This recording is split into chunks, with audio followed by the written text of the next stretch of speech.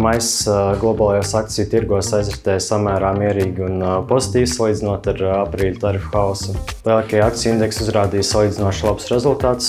Attiecīgi S&P un Nasdaq uzrādīja savu labāko mēnesi kopš 23. gada novembra. Varam vērot to, ka uzņēmuma valuācijas ir atgriežušās tajā pašā līmenī kā pirms aprīļa. Tirgus dalībnieki turpina pārvirzīties no growth uz value akcijām sakarā ar mūsu iepriekš pieminētiem rudā gulbja efekta riskiem. Runājot par citām ziņām, tad Japānā turpinās fiskālās problēmas. Parāds pret IKP sasniedz 250%, kā arī turpina pasliktināties IKP un demogrāfijas rādītāji. Premjerministrs atzins, ka valsts fiskālais stāvoklis potenciāli ir sliktāks nekā Grieķijas.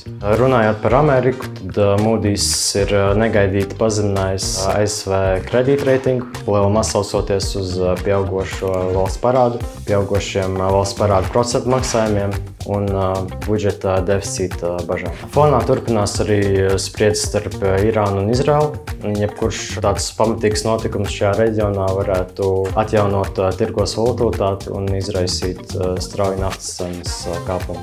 Pārliecība tirgos ir savā mērā atgriezusies, tomēr pastāv joprojām daži strukturāli riski. Pilno investīciju vides apskatu meklē Signet bankas mājaslapā.